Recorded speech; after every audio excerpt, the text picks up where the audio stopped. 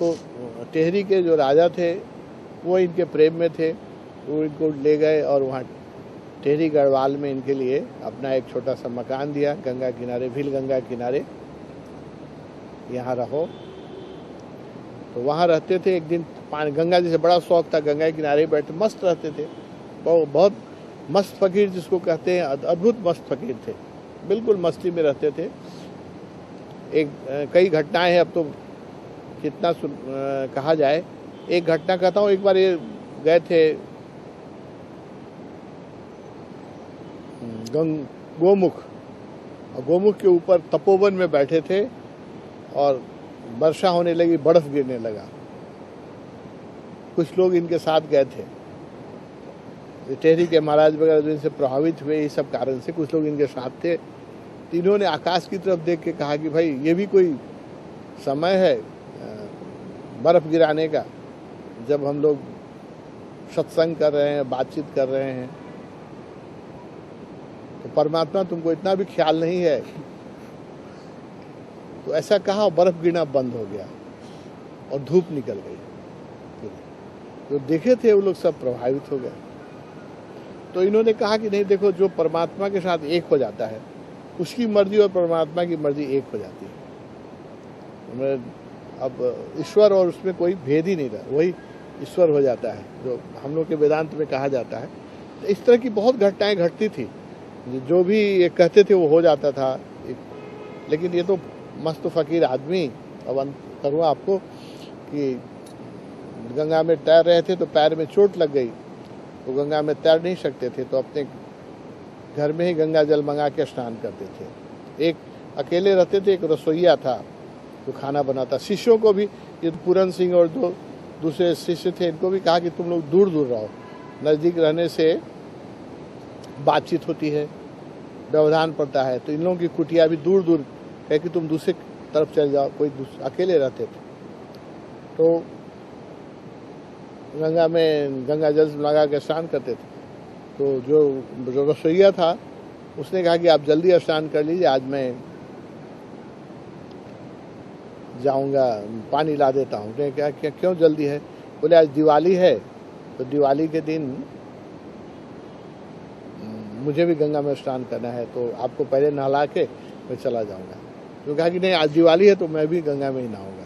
लेकिन आपके पैर में चोट है, आप कैसे तैर नहीं सकिएगा, मत जाइए। कहा कि नहीं, आज इतना अच्छा दिन है, मैं भी जाऊंगा।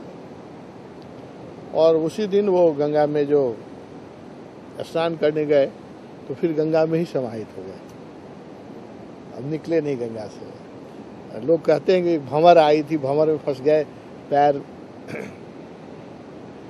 में चोट था इसलिए तैर नहीं सके। फिर उनका बॉडी जो था 4-5 दिन के बाद महाराजा वहाँ के आए टेढ़ी के, उन्होंने बहुत खोजवाया तो बहुत दूर मिला, गंगा के ही किसी तट पर लगा हुआ था, लेकिन बिल्कुल समाधिष्ठ अवस्था में, बिल्कुल समाधिष्ठ अवस्था में थे।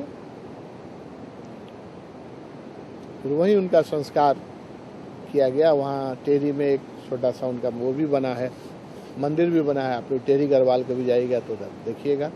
और 33 साल की उम्र में ही गंगा में उन्होंने समाधि ले ली। तो गंगा के बहुत बड़े प्रेमी थे, गंगा के किनारे इनलाइटेंड हुए, गंगा के किनारे ही रहते थे। और गजब था उनका, क्या था, जैसे गंगा से उनकी ऐसी सिद्धि हो गई थी कि लाहौर में भी जब प्रोफेसर थे रहते थे तो कभी कभी गंगा की बहुत याद आती थी। गर्मी के दिनों में वे गंगा जल में स्नान करते, बहुत याद आती थी। तो लोग देखते थे कि इनका पूरा शरीर ठंडा हो गया, पैर ठंडा हो गया, शरीर ठंडा हो गया। इतनी गर्मी है, लू चल रही है, तुम्हारा शरीर पैर कैसे ठंडा हो गया? तो कहते थे कि देखो, मैं गंगा को इतना प्रेम करता हूँ कि जब गंगा की याद आती है, गंगा को आह्वान करता हूँ तो मेरा शरीर गंगा में ही चला जाता है। तो गंगा ही मेरे शरीर को ठंडा कर देती है। और ऐसा लोगों ने कई बार देखा कि प्रचंड गर्मी में भी इनका शरीर बिल्कुल शांत हो जाता था।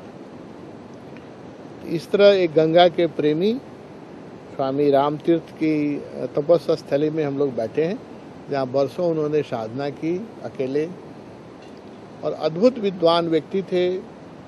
पूरा सत्य को भगवान ने कहा है कि ऐसा मस्त फकीर हिंदुस्तान में बहुत कम हुआ। बहुत मस्ती, उनकी गजब की मस्ती थी। उनकी एक एक कविताएं पढ़िएगा, बहुत सारी कविताएं हैं उनकी। एक कविता बहुत प्रसिद्ध हुई है, उर्दू फारसी सब में कहते थे, तो मुझे याद आता है तो आपको सुनाता हूँ। उन्होंने लिखा है, चाह चुहारी चूहरी तू नीचों की नीच, मैं तो पूरा ब्रह्म था तू न होती बीच।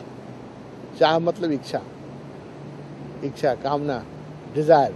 चाह चुहारी चूहरी तू नीचों की नीच, मैं तो पूरा, ये इनलाइटमेंट के पहले लिखा था, मैं तो पूरा ब्रह्म था तू न होती बीच। अगर इच्छा न होती तो मैं तो पूरा ब्रह्म था। चाह चुहारी चूहरी तू नीचों की नीच, मैं तो पूरा ब्रह्म था तू न होती बीच। और जब बुद्धत्व घटा तब उसका दूसरा लाइन लिखा, बुद्धत्व घट गया तो दूसरा लाइन लिखा कि चाह गई चिंता मिटी, चाह गई इच्छा गई, डिजायर चले गए, चाह गई चिंता मिटी मनवा बेपरवाह। अब मन जो है बिना किसी चिंता की है। कितना अच्छा लाइन है देखिए। पहला लाइन है कि चाह चुहारी चूहरी तू नीचों की नीच, मैं तो पूरा ब्रह्म था तू न होती बीच। और दूसरा लाइन लिखा है बुद्धत्व के बाद कि चाह गई चिंता मिटी मनवा बेपरवाह, जिसको कुछ नहीं चाहिए वही शहंशाह, जिसको कुछ नहीं चाहिए वही राजा है, बाकी सारे लोग जो हैं गरीब ही गरीब है। अब इसी रामकृष्ण की इसी कवि पद के साथ हम लोग ये बैठक पूरी करें। याद करें स्वामी रामतीर्थ को, उनके ऐसा वैराग्य, उनके ऐसा ही गंगा के प्रति प्रेम, उनके ऐसी ही साधना, गुरु भक्ति, ये सब हम लोगों को भी पैदा हो, हम लोगों के अंदर भी ऐसा पैदा हो, ऐसा त्याग। ऐसी जगह पर जाइएगा तो आपके भीतर जो भावनाएं वो जागती हैं, त्याग की भावना, वैराग्य की भावना, क्योंकि वाइब्रेशन है यहाँ, बहुत तीव्र वाइब्रेशन है। अब जैसे वो कहते थे एक बात, वो उन्हीं की बात कहूँ तो आपको याद आएगा। वो क्या कहते थे, एक बात कहते थे कि जीसस ने तो सिर्फ 11 लोगों को प्रवचन दिया था, लेकिन आज 1/3 पृथ्वी कैसे ईसाई हो गई। वो तो 11 लोगों से ही बोले थे। तो रामतीर्थ कहते थे कि लेकिन वो 11 लोग जो थे ऑस्पल, वो जीसस ने जो कहा वो सुने नहीं, डरे थे, नहीं तो वो सब जाग जाते सुनते। तो कोई इनलाइटेड नहीं हुए, एक भी नहीं हुए। लेकिन वो 11 जिसके सामने बोलते थे वो लोग तो बहरे थे, उन्होंने एक लाइन भी नहीं सुनी।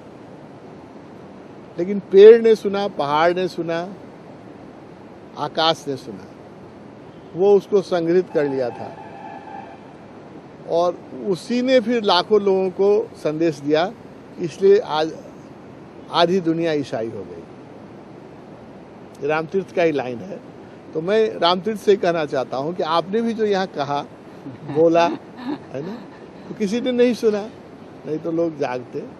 इन पत्थरों ने तो सुना है, ये पेड़ों ने सुना है, गंगा की नदी ने सुना है ना। ये फिर हम लोग को बोलेगा तो हम लोग भी जाग जाएंगे, है ना। इन पहाड़ों ने तो सुना, यही बरसों रहे हैं इस पर बैठे रहते थे अकेले मस्त आदमी, लंगोटी बांधे हुए मस्त बैठे रहते थे, है ना। तो ये सब पत्ते पे उनकी छवि है। तो अगर आप कोई व्यक्ति ध्यान से सुनेगा तो उसको अभी भी मैसेज मिलेगा।